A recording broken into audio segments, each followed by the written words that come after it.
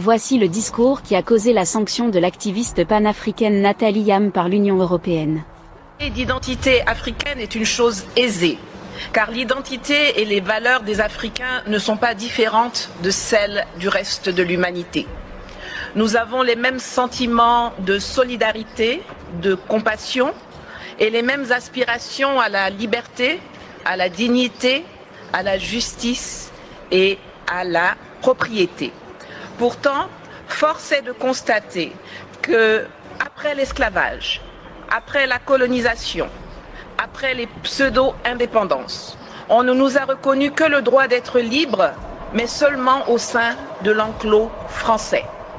L'Afrique francophone est encore aujourd'hui sous le contrôle de la France.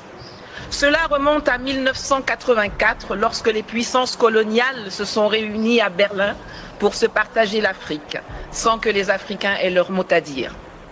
L'Allemagne, l'Espagne, l'Angleterre, le Portugal ont compris depuis lors qu'il fallait sortir du schéma de la conférence de Berlin et redéfinir les contours d'une nouvelle coopération avec les pays africains.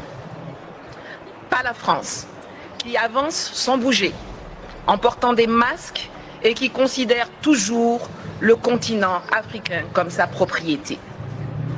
Les peuples d'Afrique, et particulièrement la jeunesse, revendiquent pourtant avec de plus en plus de vigueur leur besoin de démocratie, leur droit à l'autodétermination, le droit de décider avec qui ils veulent commercer, avec quoi ils veulent payer ce commerce, sans qu'on les place sous la tutelle d'une ex-puissance coloniale qui se présente toujours sur la scène mondiale comme notre porte-parole et notre avocat. Nous voulons sortir du franc CFA, que Paris, avec la complicité de ses laquais africains, veut pérenniser sous l'appellation ECO et qui ne permet aucune industrialisation de l'Afrique francophone.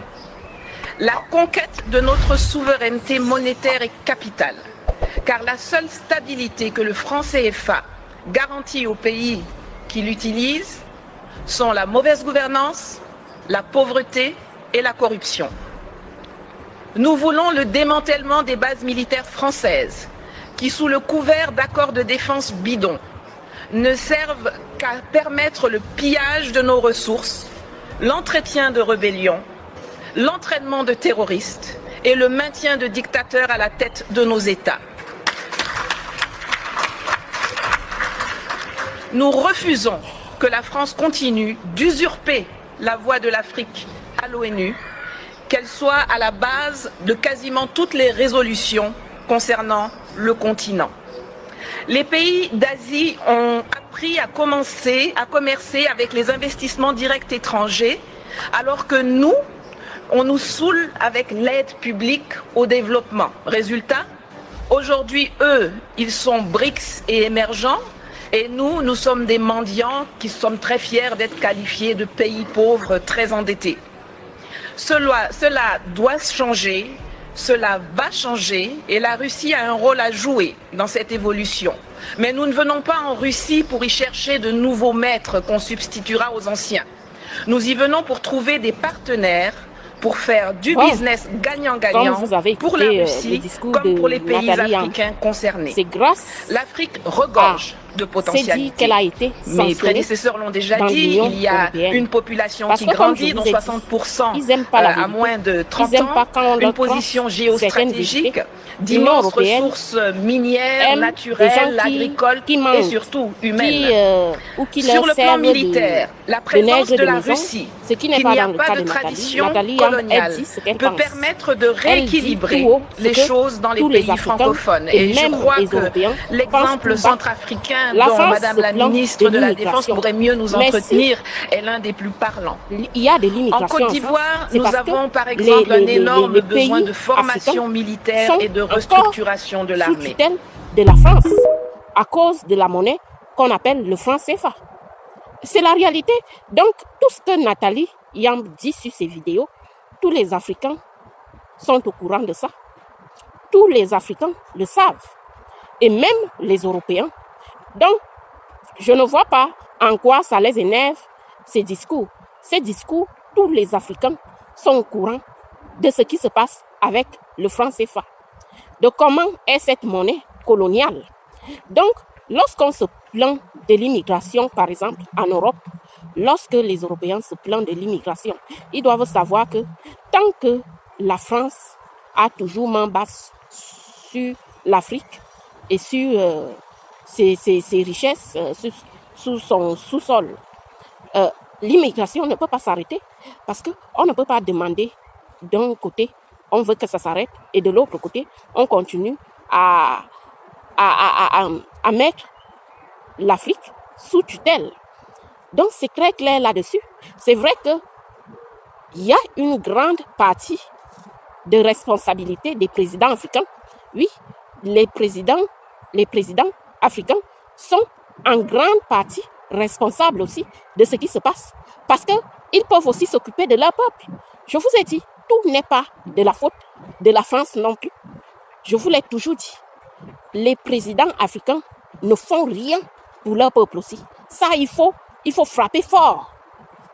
Les présidents africains ne pensent qu'à leurs enfants et à leurs poches. Et c'est très clair et net que tant que nous aurons cette mentalité en Afrique, tant que les présidents africains ne changeront pas aussi leur mentalité d'égoïsme, ça ne va pas changer. Parce que les Français ne sont pas en Afrique pour aimer les Africains. Ça, c'est sûr et net. Les Français ne sont pas en Afrique pour nous aimer, nous les Africains. Donc, ils sont en Afrique pour d'abord penser à leur peuple. Et c'est ce que nous, aussi en Afrique, nous devrions faire. Donc, c'est d'un côté, c'est de la faute à l'Occident, et de l'autre côté aussi, c'est de la faute à l'Afrique. Les présidents africains ne font pas grand-chose pour leur peuple. Regardez nos États en Afrique. C'est pour ça que j'ai toujours aussi reproché à Nathalie Yamb, quand je reprochais souvent des choses à Nathalie Yamb, je reprochais sur le fait qu'elle ne disait pas assez du rôle de nos présidents. Elle accusait tout simplement l'Europe, l'Occident et tout ça, tout en oubliant que la plus grande faute vient aussi de nos présidents qui ne nous aident pas, qui n'aident pas leur peuple. C'est à nous de penser à nous. Personne ne va le faire à notre place. C'est la triste réalité. Mais c'est ça. Il faut que nous aussi, en tant que jeunesse africaine, en tant que jeunes adultes, qu'on pense aussi à développer l'Afrique, à aider les populations africaines si nos chefs d'État ne font rien pour nous. C'est clair et net. Il faut qu'on arrête d'accuser toujours les autres. C'est vrai qu'ils ont tort, mais c'est à nous-mêmes de nous démerder pour faire changer les choses en Afrique aussi. C'est à nous-mêmes.